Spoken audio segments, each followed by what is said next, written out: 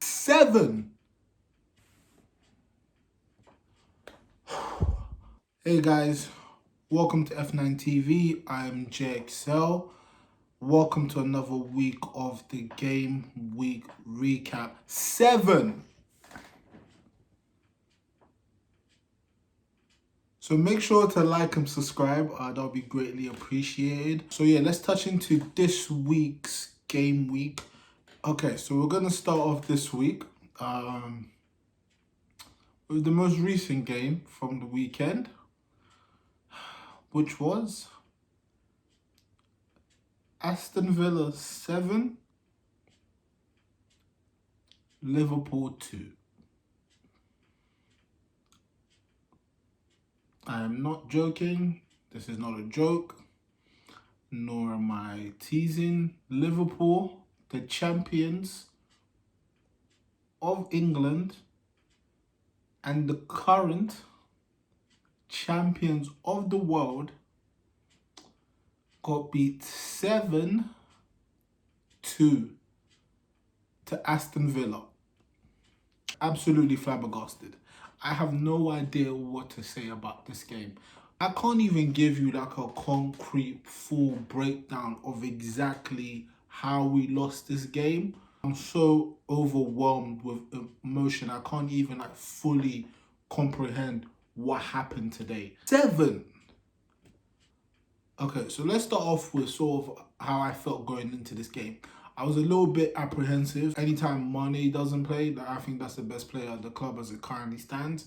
So I'm always apprehensive when Mane doesn't start. Obviously, he has COVID, so he's self-isolating. Thiago has COVID as well, and is self-isolating.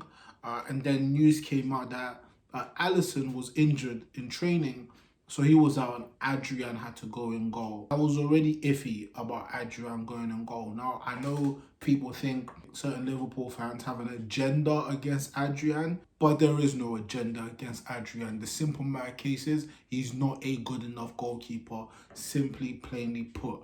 I'm not putting down the 7 goals all be down to his fault, but I'm going to start off with Adrian. The first goal we conceded after 4 minutes pretty much let you know sort of the template of how the entire game went about. The first goal was just due to sloppiness and being completely lazy, and that was our entire defensive performance the entire game.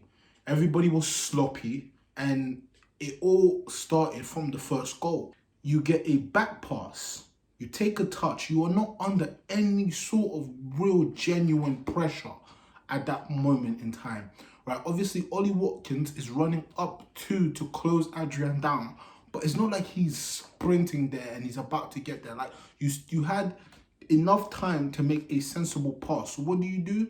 You pass the ball out past Joe Gomez, it ends up at the feet of Jack Grealish, and then he basically passes it in to Ollie Watkins, who makes it 1-0. And that set the entire template of the whole game.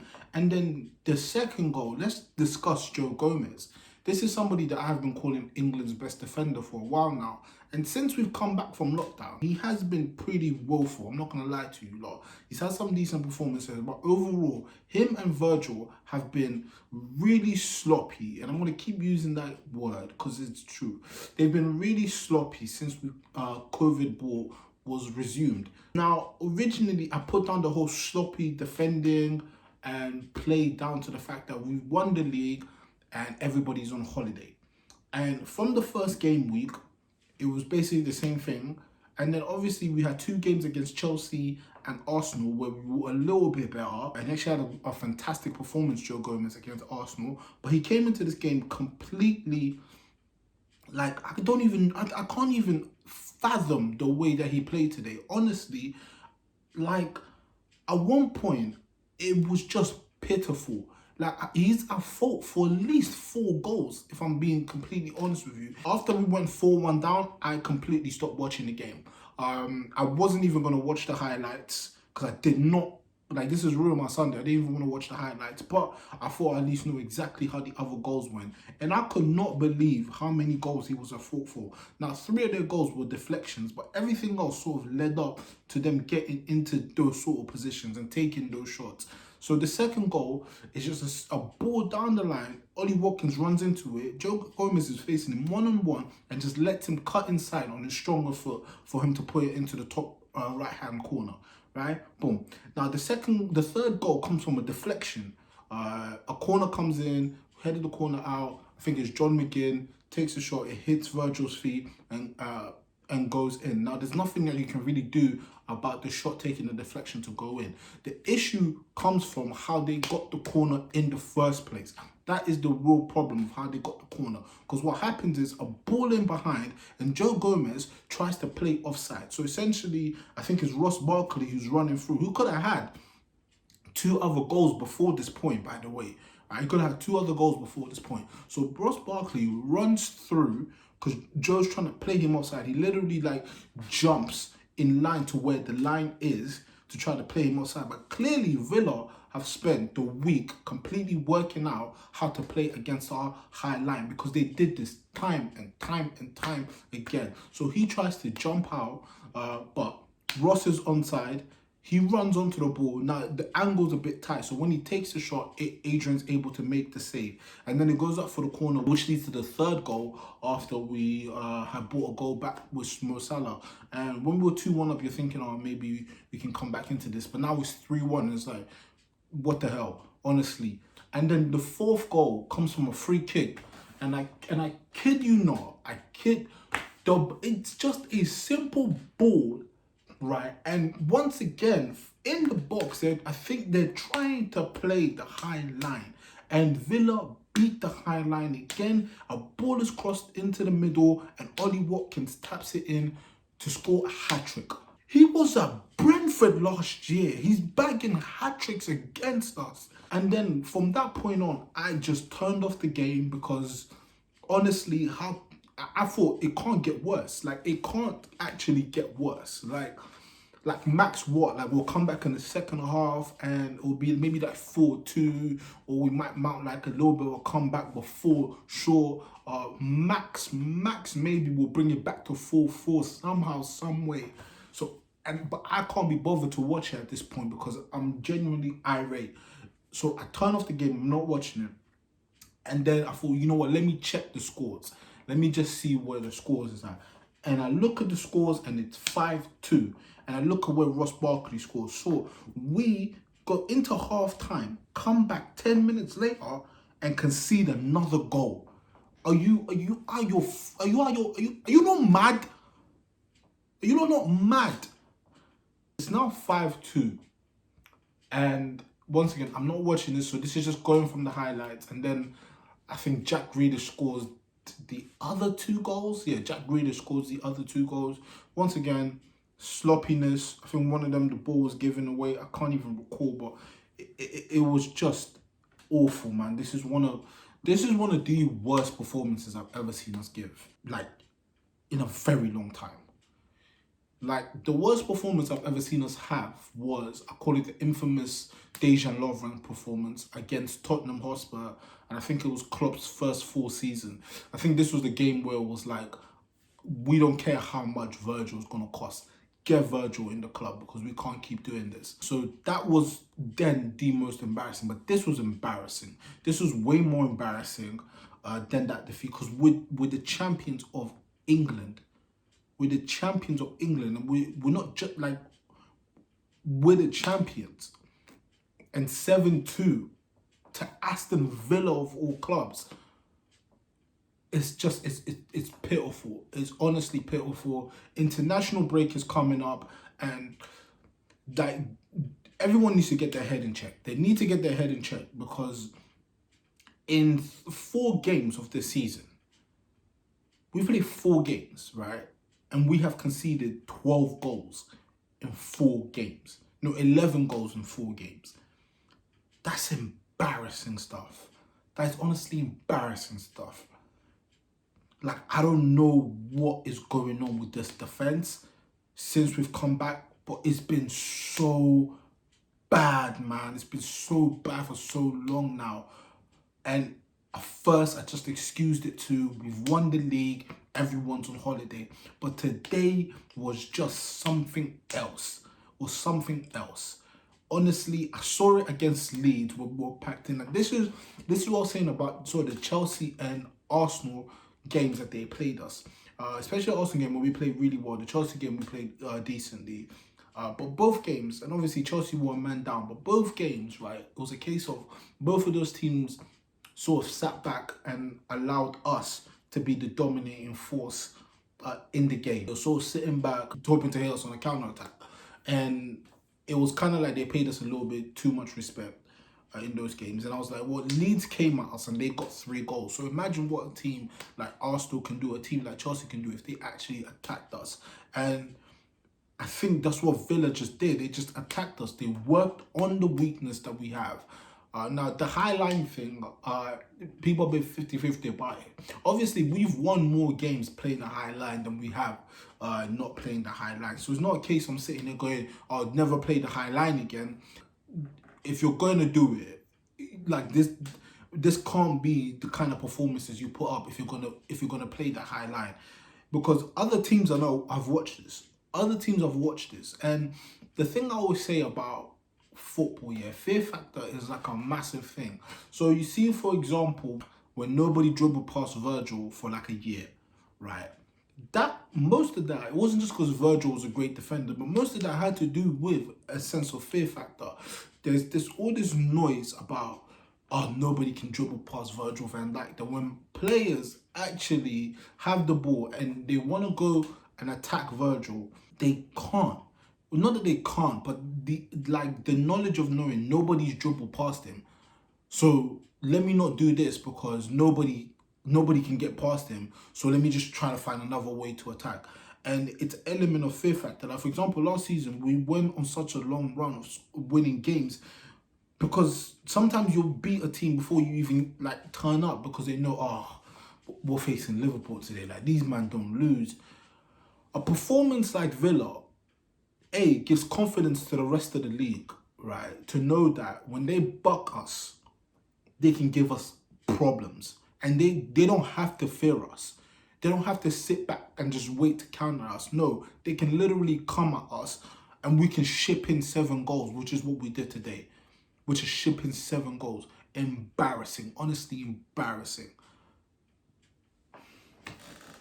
Yeah, the next game on the weekend was United versus Spurs. United lost this game 6-1. This was an embarrassing performance. At least with United, yeah, as opposed to Liverpool.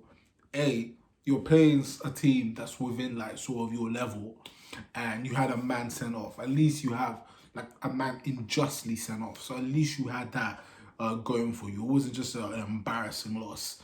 But nonetheless, this was an abysmal performance by Man United. They won a goal up within like the first minute or two.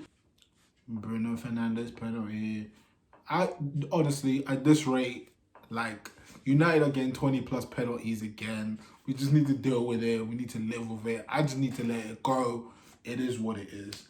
So they take a goal up, and then within 6 minutes, they're 2-1 down. Within 6 minutes, I think the first goal came from Ndombele.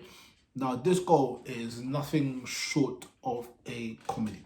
Nothing short of a comedy. So, I can't even remember how the play started now that I think about it. I just remember Eric Bailly headers the ball.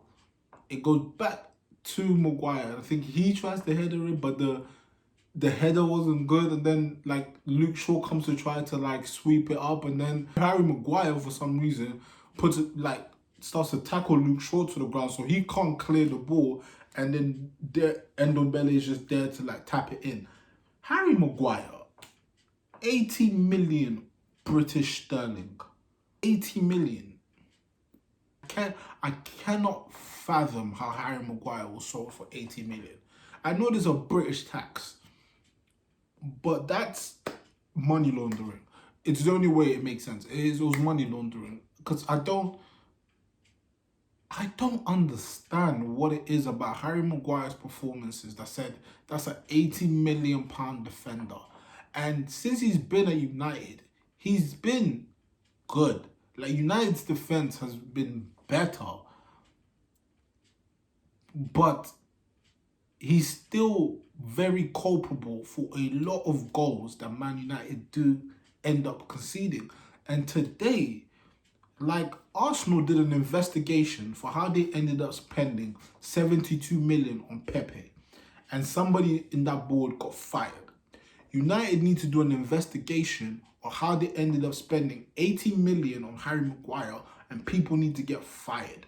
Because that back line today that conceded 6 goals cost something like 170 million combined. And then the second goal, I think Harry Maguire fouls Kane, and Kane just gets up, plays the quick free kick, and Son is in behind them and tucks it in. And with the quick free kick, it was like, you gave away the free kick. Now, normally, just stand in front of the ball so my man can't take it quickly, so you guys can reset. But none of that was done. Harry Kane was just able to just play the pass, and then Son is through, and then it's 2-1. The sending off, that was sort of an egregious sending off. I don't believe anybody should have been sent off, but if somebody was sent off, both players should have been sent off. For me personally, you give them a yellow card, you go about the day. But you can't just send off Marshall and not send off Lamella, because he starts it. I don't understand the point in VAR if you're not able to be like, no, this happened first, so either both players get sent off or rescind it and give both of them a yellow card. So that wasn't a sending off. Man United were unlucky in that aspect. That doesn't excuse the rest of the performance for the rest of the game. After the sending off, it all pretty much went downhill for Man United even further. They ended up conceding the third, fourth, fifth, and the sixth goal. There's one more day of the transfer window that's open. So there's talks, Cavani's coming in, Alex Telles is coming in. It's really important to understand that certain things are just band-aids over an issue. And that's sort of how I kind of see these certain signings United are making. Now, I'm not saying fire Ollie, because a lot of the goals that United conceded today weren't because Ollie is a bad manager. Were individual errors, a lot of them, and there's only so much you can do with individual errors happening to your team. But within saying that, A, it is your team, B, you pick those players that make individual errors. Like, Harry Maguire doesn't miss a game. He doesn't miss a game. This guy will be banged up in Greece one day and then play the next day.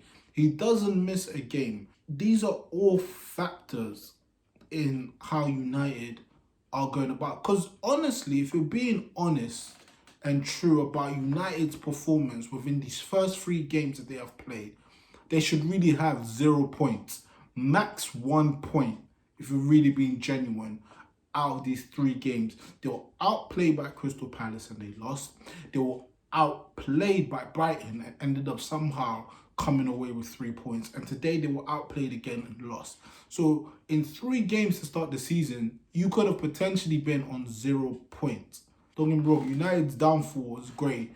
You know, Sir Alex ruined my childhood and my teenage years with Man United. So watching their demise as an adult is fantastic for me. And I honestly, keep it up, guys. Keep Ollie in charge and keep it up. But as a United fan, I can understand how it's frustrating, because it feels like it's the same thing every single season, the same thing. The things I don't understand about the transfer business and stuff that they've done. So you started off the window by signing Donny van de Beek. Now, I understand about squad depth, right? But there are players that are squad players and there are players that are really starters, right? And Van de Beek to me was never like a squad player. And if he is going to be like a squad player they're going to use a lot, in these first 3 games, he hasn't started any. You keep playing Pogba, who's dropped the disaster class after disaster class after disaster class in these first 3 games.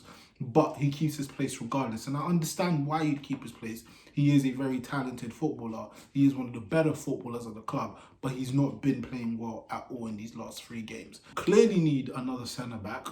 Right? That issue wasn't addressed. You're now only just addressing the issue of signing a left-back. And the right-winger situation It is a big issue. Now, if you're not going to pay exactly what Dortmund won for Jadon Sancho, if you're not going to pay that money, then you have to just move on from it and try to bring somebody else in who can fill in that role for the season, and then for you to try again later on down the line with him. But there's no point in coming back with offers that are still under the asking price that they're asking for. You're just wasting time. You're wasting time in a position that needs to be filled, because Mason Greenwood is a good young player that could be like a really great player in the future. By the end of the day, he's just turned 19, so he's still a kid, and he is currently being overexposed with the amount of games that he has to play, and he's not looking very good. He has not looked that good. Besides getting a couple shots off, he's really not providing much to the starting 11. But you can't play anyone else because there's no one else who can play on that right hand side who's anywhere near as good as him. But he is clearly being overused. It's not been a good weekend for the two most successful teams in England. Honestly, horrible weekends to be a Liverpool fan and a Man United fan. But both of our women's team are doing well, so there's that. So the next game from the weekend was also Manchester City versus Leeds United. This game ended up finishing 1-1. Goals from Raheem Sterling and Rodrigo Moreno. You know what I like about this game, yeah? So on the F9 show podcast that me and the boys used to do, now on that podcast, we had an argument to bring it back to Ole Gunnar Solskjaer. So we had an argument about Ole Gunnar Solskjaer, and Steve, one of the co-hosts, he was saying that Ole hasn't got the players, and there's only so much you can do if you don't have the players. And I said, if an alien was to come down and ask me, what is it that a manager does for a club?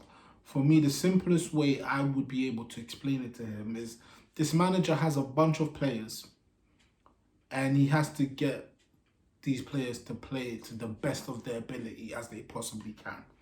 And that is the goal of the manager. And I think that's very prevalent with Bielsa. Now, everybody sort of heard loads of stories about how Marcel Bielsa is and how people, managers like Pep and stuff like that, and Pochettino, all really look up to Marcelo Bielsa. And it was always a case of, you never really understood how or why, because a lot of the times he doesn't really manage like the big clubs, right, in Europe. And I think it was very telling because you can see these players that he has. Now, none of these Leeds players that he have are like well-known or like established figures in the game or anything in that regard, but they understand exactly how it is that they have to play and how their manager wants them to play, and that ideology is drilled in them, regardless of the qualities that they have, because a lot of those players, any of those players, wouldn't really touch a lot of top teams in this club. In this country, but they have a style and an identity, and it is absolutely drilled into them, into a T. And to me, that's what a great manager does, man. It's like, regardless of what you have, obviously, if you had more and better talents, you would be at a certain level. But it's regardless of what you actually have on that pitch, can you get your ideology and your methods into the group of players that you have so they can execute exactly what it is that you want from them? And that's what Leeds do, and that's how Leeds play. And it's beautiful to watch because they're not scared of anybody. They don't care if you're Liverpool. They're gonna put 3 goals past you, right? And the only way you can beat them is by scoring 2 penalties.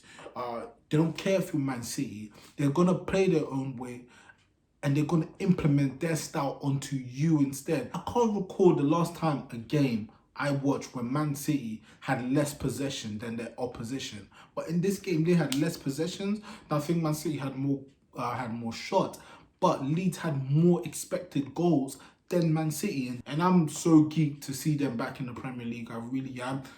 They are a Premier League side, like a proper, that's football heritage. They are a Premier League side, and it's so great to see them back. So Everton, they played Brighton. They won 4-2. So that's 4 wins out of 4 for Everton. They're looking like the real deal. They're really looking like the real deal. Now, it's only 4 games into the season. I don't know how the football world allowed Everton to sign James Rodriguez like just like that calmly, like no nothing. And this is honestly, it is very telling of sort of certain players of certain class. Because James' reputation was completely ruined by Real Madrid for absolutely no reason, and they had people doubting his actual quality on the pitch. And if you actually watch James play, even when you watch him play, there's no way you can ever doubt his quality on the pitch. Like, he's come to the Premier League and he's completely running amok. He's running amok right now. Every game that he plays, he's head and shoulders the best player in the league right now. Like, head and shoulders. Now, we're only 4 games in, but he's comfortably the best player in the league right now. And he's just showing his class and his quality, like, time and time again. And I'm so happy for him because Baldy in Madrid really tried to downplay how good he is and ruin his reputation. And I hope Gareth Bale shows the same sort of class that he has, because it's the same situation. He fell out of favour with both of them players and decided that they are no longer good enough and just besmudged their name and who they actually are. Because James has been a baller, bro. Like, and I've been a fan for like a really long time. Back when him, Falcao and Hulk were running amok in the Europa League, right, against all of them, man. He was good at Monaco. Everybody remembers him at the World Cup. He was robbed of the World Cup's best player by the GOAT, Lionel Messi. So I'm very glad to see James, and he's doing well and he's playing great. He scored 2 goals on the weekend. Dominic Calvert-Lewin, he can't stop scoring. He scored on the weekend as well for them, and I can't remember who the other goal scorer was. Yerry Mina. So he also scored to make it 4-2 for Everton, and they're now top of the table. 4 wins in 4 games. After the international break, it is a Merseyside derby. So it's Everton versus Liverpool, and honestly, I don't know what to expect from that game. I genuinely don't know how to expect from that game. But yeah, so that was this week's games. Yeah, just leave a comment, like the video. That would be greatly appreciated, guys. And tell me what you think of sort of this week's performance. So yeah, just leave a like, leave a comment. I'll be sure to respond to everyone who does. That'll be greatly appreciated, guys. We'll catch you lot next week.